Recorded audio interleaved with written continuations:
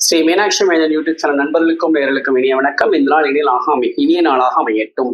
நம்மளுடைய சேனல் நிறைய ஆன்மீக பதிவுகள் பார்த்துட்டு இருக்கிறோம். அந்த அடிப்படையில் நம்ம பார்க்கக்கூடிய போது பார்த்தீங்கன்னா வைகாசி மாதத்துடைய சிறப்புகள் மற்றும் பலன்கள் தெரிஞ்சுக்க போறோம். வாங்க வீடியோக்குள்ள போகலாம்.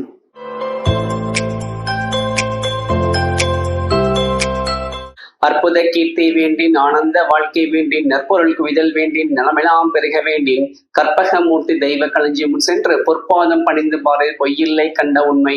திருச்சிற்றம்பலம் தில்லையம்பலம். பொதுவாகவே நம்மளுடைய யூடியூப் சேனல்ல கடந்த ஒரு வருஷமா நம்ம பயணிச்சுட்டு இருக்கோம். இந்த நம்ம சேனலை பொறுத்த வரைக்கும் ஒவ்வொரு தமிழ் மாசத்துடைய சிறப்புகள் மட்டும் நம்ம சொல்லுவோம். அந்த மாசத்துல என்ன சிறப்புகள் இருக்குன்னு தனித்தனி பதிவு இல்லாமல் அதை போட்டுட்டு இருப்போம். ஆனா இந்த முறை பாத்தீங்கன்னா ஒரு சின்ன மாற்றம். இந்த முறை இந்த வைகாசி மாதம் வைகாசி மாதத்துக்கான ராசி பலன்கள் சொல்ல போறோம். ஒவ்வொரு தமிழ் மாதத்தோட ராசி பலன்கள் சொல்ல போறோம்.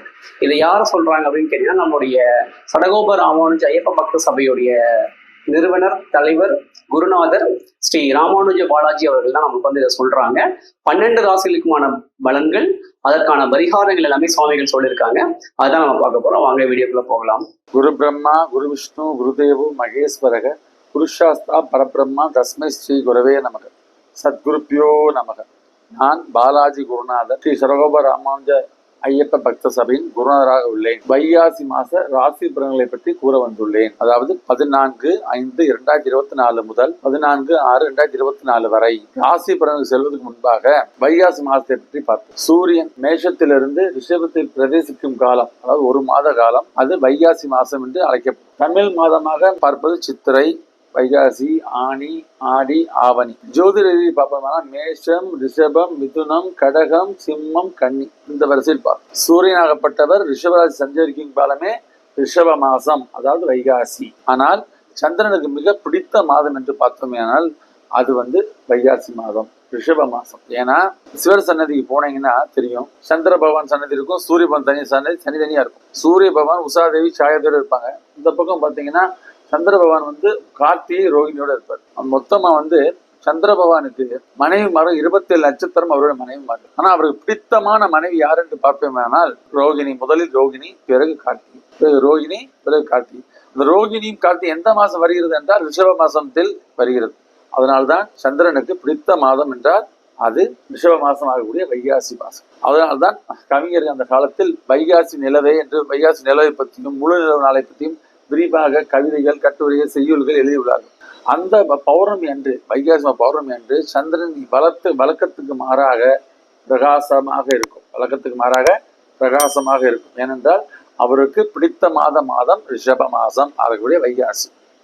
அந்த பௌர்ணமி அன்று நவகிரகத்தில் உள்ள சந்திர பகவானுக்கு 2 நெய்விளக்கு ஏற்றி வைக்க வேண்டும். எதற்காக ஏற்றி வைக்க வேண்டும் என்றால் காரிய தடை, கல்யாண தடை விலக, கல்வி மேம்பட, சரும பிணிகள் குறைய, பேச்சு திறன் மேம்பட, இதற்கு 2 நெய்விளக்கு ஏற்றி வழிபடும் சந்திர பகவான். இந்த மாதம் மாதவ மாதம் என்றும் வைசாகம் என்றும் அழைப்பார்கள். ஆயுள், கல்வி, செல்வம், புத்திர பாக்கியம் இதை அனைவரையும் அழிக்கக்கூடிய மாதம் இந்த மாதம். அடுத்து பார்ப்போமானால் வைகாசி விசாகம். செந்தனலாய் தீப்பிளம்பாய் சிவநெற்றியில் தன்னுதித்தான் குமரன், முருகன், அழகன். அந்த முருகனுடைய அவதார திருநாள் வருகிறது 22/5/2024. அந்த நாள் அன்று முருகனுக்கு சிறப்பாக பூஜை செய்வது, உபவாசம் இருப்பது மிக மிக உத்தமம். குறிப்பாக செவ்வாய் தோஷம் உள்ளவர்கள் வைகாசி அன்று பாலாபிஷேகம் செய்வது சால சிறந்தது. 21, 22 நரசிம்ம ஜெயந்தி வருகிறது. அந்த நரசிம்ம ஜெயந்திக்கும் ஒத்தக்கடை இருக்கக்கூடிய நரசிம்மருக்கு போய் சிறப்பு பூஜை செய்து, இல்லாட்டா போய் முயன்ற ஒரு காணிக்கை செலுத்தி வணங்கி வந்தால் காரியத்தடை, கடன் சுமை, வழக்கு விவகாரங்களில் வெற்றி உங்களுக்கு தேடி வரும். இந்த வாரம் இன்னொரு முக்கியமான விசேஷம் என்னவென்று பார்ப்போமேனால் சோமவார பிரதோஷம். குறிப்பா எல்லாம் சனிவார பிரதோஷம் பிரமாதமா கொண்டாடுவாங்க. அது கொண்டாட வேண்டியதான், ஒன்றும் தவறு இல்லை. ஆனா பிரதோஷம் நடந்தது எப்பன்னு பார்த்தா திங்கட்கிழமை, அதாவது சோமவாரம் 20/5 அந்த சோமவார பிரதோஷத்துக்கு சிவனை வழிபட்டால் சால சிறந்தது. அது போக 3/6/2024 வாஸ்து நாள் அன்று வீடு கட்டுவதற்கு, மனை எழுப்புவதற்கு உகந்த காலமாகும். மேஷராசி நேயர்களே, தொட்டது துலங்கும், கேட்டது கிடைக்கும், அற்புதங்கள் நடக்கும், பணவரவு பல வழிகள் வரும். தடைப்பட்ட வேலைகள் தங்கு தடையின்றி சிறப்பாக செயல்படும். உங்களின் செயல்பாடு பாராட்டுக்குரியதாக ஆகும். தங்களின் செயல்பாடு பலரால் பாராட்டப்படும். காதல் கல்யாணமாக மாறும். பொருளாதாரத்தில் பொற்காலம் இது உங்களுக்கு பொற்காலம். வீடு கட்ட சந்தர்ப்பம் கூடி வரும். சேமிப்பு உயரும். வெற்றி உங்களை தஞ்சமடையும். போட்டி பந்தயங்கள் சாகசத்தில் வெற்றி பெறுவீர்கள். திருமண தடை விலகும். தொழிலில் புதிய ஒப்பந்தங்கள் அபிவிருத்தி கிடைக்கும். புதிய யுக்திகளை கையாடுவீர்கள். தொழில் புரட்சிகள் நடக்கும். வில்லங்கங்கள் விலகும். வெற்றி கிடைக்கும். கவனமாக இருக்கக்கூடிய நாட்கள் மே 23, 24, 25. ரிஷபராசி நேயர்களே தொழில் மந்தம் விலகி உயர்வு காணும் நேரம் இது. திருமண பேச்சு நடத்துவதாக இருந்தால் திருமணத்தில் விட்டு கொடுத்து பேசினால் திருமணம் கைகூடும். சுறுசுறுப்பு அதிகரிக்கும். சூழ்ச்சி வலையில் கண்டு ஏமாறாதீர்கள். வார்த்தை ஜாலத்தை கண்டு ஏமாறாதீர்கள். மாத இறுதியில் வேலை வாய்ப்பு கூடி வரும். கடன் சுமை கூடும். செலவு பல வழிகளில் வரும். சுப செலவுகள் செய்யுங்கள் உத்தமம். முயற்சிகள் வெற்றி தரும். உத்தியோக உயர்வு, ஊதிய உயர்வு அனைத்தும் கிடைக்கும். இடம் மாறுதல், பணி மாறுதல் கிடைக்கும். நீங்கள் கவனமாக இருக்க வேண்டிய நாட்கள் மே 25, 26, 27. மிதுனராசி நேயர்களே வீண் செலவை குறைத்தல் நன்று. சேமிப்பை அதிகப்படுத்துங்கள். நீங்களும் படுத்தணும். ஆட்டோமேட்டிக்காக என்ன செலவை எப்படி சேமிக்கிறதுன்னு யோசிச்சு செய்யணும். உறவினர்களால் மகிழ்ச்சி கிடைக்கும். அதே வேளை துன்பமும் கிடைக்கும். செல்வாக்கு அதிகரிக்கும். எப்படி அதிகரிக்கும்? தன் செல்வத்தை கொடுத்து உங்கள் செல்வாக்கு பெறுவீர்கள். பலருக்கு பண உதவி செய்வீர்கள். வீடு கட்ட ஆர்வம், முயற்சி சித்தமாகும். வியாபாரத்தில் முன்னேற்றம். தொழில் எதிர்ப்புகள் விலகும். அடுத்தவரிடம் வளைந்து நெளிந்து நடப்பது உத்தமம். கேளிக்கை, உல்லாசம் போன்ற ஆடம்பர நிகழ்ச்சி கலந்து கொள்ள சந்தர்ப்பம் கூடி வரும். மே 27, 28, 29 கவனமா இருக்க வேண்டிய நாட்கள். கடகராசி நேயர்களே வளர்ச்சி சீராகும். வீட்டில் மனைவி மக்களுடன் சண்டை போடுவதை தவிர்ப்பது உத்தமம். வாகனங்கள் கவனம் தேவை. போக்குவரத்தில் மிக மிக கவனம் தேவை. கவனக்குறைவால் மறதி ஏற்படும். கோவப்பட்டு யாரிடம் பேசாதீர்கள். யார் மனதையும் நோக்கடிக்காதீர்கள். கொடுக்கல் வாங்கல் கவனம் தேவை. பணம் உதவி, பதவி உயர்வு கிடைக்க வாய்ப்புண்டு. வெளியூர் வெளிவட்டாரத்திலிருந்து நல்ல செய்தி வந்து சேரும். பேச்சில் இனிமை தேவை. வருமானம் அதிகரிக்கும். செலவும் அதிகரிக்கும். மங்கள மகிழ்ச்சி நிகழ்வுகள் கைகூடி வரும். கவனமா இருக்க நாட்கள் மே 29, 30, 31. சிம்மராசி நேயர்களே தந்தை வழியினால் முன்னேற்றம் கிடைக்கும். கணவன் மனைவி முரண்பாடு மேலோங்கும். அகந்தை ஆணவத்தை தூக்கி எறியுங்கள். ஈகோவை தடுத்தால் இமயம் தொடரலாம். புத்திசாலித்தனமாக நடப்பது உத்தமம். புதிய தொழிலில் அதிக முதலீடு செய்யாதீர்கள். யாரையும் நம்பி ஏமாறாதீர்கள். காலதாமதம் தெய்வ சங்கல்பம். ஒரு விஷயம் தாமதமாகுதுன்னா அது உங்களுக்கு நல்லதுன்னு நினைச்சுக்கோங்க. வேலை சுமை கூடும். பணி சுமையால் பக்க விளைவுகளும் உண்டு. ரொம்ப நிறைய வேலை செஞ்சு அதனால சைடு எஃபெக்ட் வர சான்ஸ் இருக்கு. இடையூறுகள் இம்சைகளை தாண்டி வெற்றி பெறுவது உறுதி. ஷூரிட்டி போன்ற விஷயத்தில் கவனம் தேவை. எழுத்து பிடியும், வாக்கு பிடியும் கொடுக்கல் ஆகாது. சமயோகிதமா நடந்து கொண்டால் சரித்திரம் படைக்கலாம்.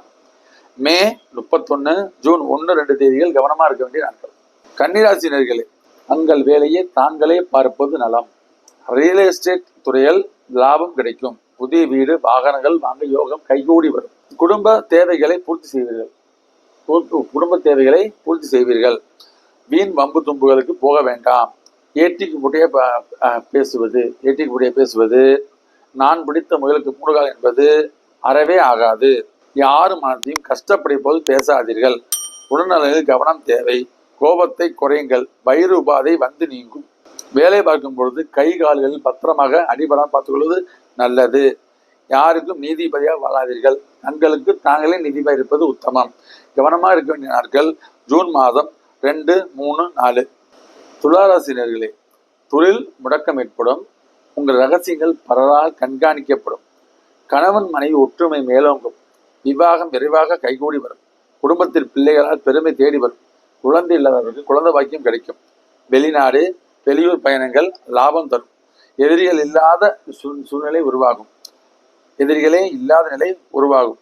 போட்டி பந்தயத்தில் வெற்றி கிடைக்கும். உடல் நலத்தில் சீராக செல்லும். திடீர் பணவரவு கிடைக்கும். பார்ட்னர்ஷிப் துறையில் உயர்வு கிடைக்கும். வெற்றி தேடி வரும். தொழிலில் ஏற்றம் கூடும். நாங்கள் கவனமாக இருக்க வேண்டிய நாட்கள் 5, 6, 7. ஜூன் மாதம் 5, 6, 7. விருச்சிகராசி நேயர்களே, தொழில் முன்னேற்றம், பணம் பல வழிகளில் வரும், வசதி வாய்ப்புகள் அதிகரிக்கும், உடன் வேலை பார்ப்பவர்கள் உதவுவார்கள், உடல் நலத்தில் கவனம் தேவை, பொருந்தாமல் பொய் சொல்லி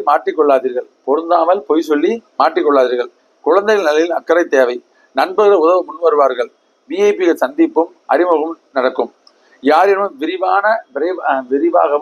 விரைவாகவும் சொல்லி வேலை வாங்க கற்றுக்கொள்ளுங்கள், சில்லறை வியாபாரம் சிறப்பாக செல்லும்.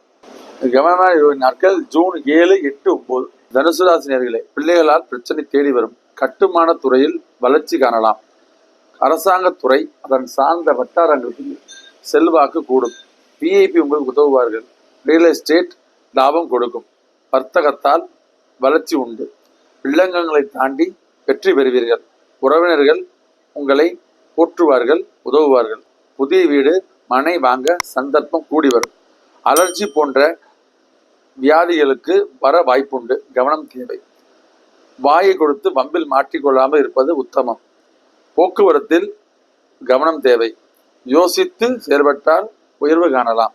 நீங்கள் கவனமாக இருக்க வேண்டிய நாட்கள் 9, 10, 11 ஜூன் மாதத்தில். மகராசி நேயர்களே, பல சிக்கல்கள் வந்து நீங்கும், தடுமாற்றம் சற்று தாராளமாகவே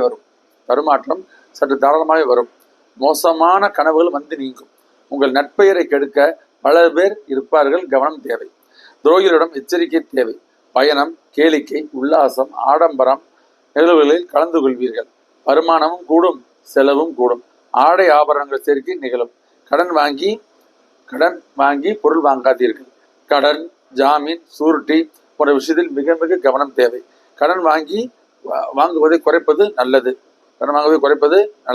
அடுத்தவன் முடிவில் தலையிடாதீர்கள், உங்கள் முடிவில் இறுதி வரை உறுதியாக இருங்கள்.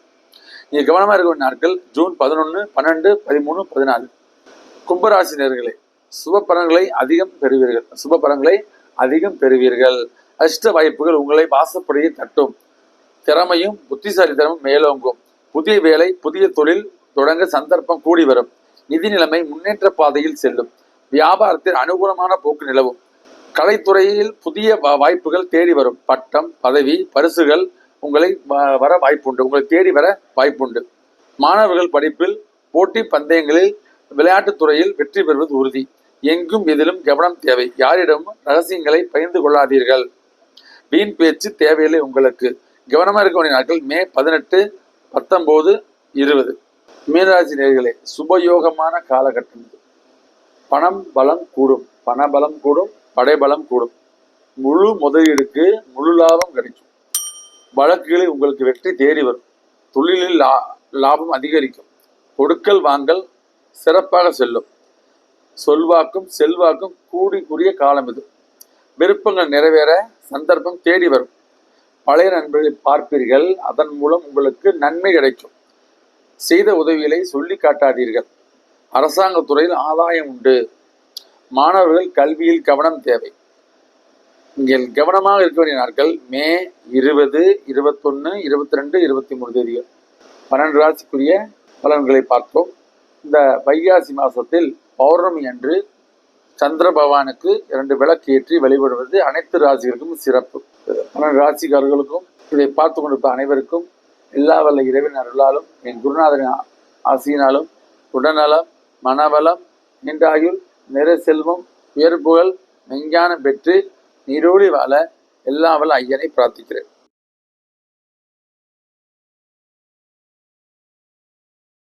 Sri Meenakshi Amman YouTube channel subscribe பண்ணிக்கோங்க, லைக் பண்ணுங்க, கமெண்ட் பண்ணுங்க, ஷேர் பண்ணுங்க, மறக்காம பக்கத்துடைய பெல் ஐக்கானை கிளிக் பண்ணிக்கோங்க. அப்போ நாங்கள் அடுத்தடுத்து போடக்கூடிய வீடியோஸ் உங்களுக்கு வரும். நன்றி, வணக்கம்.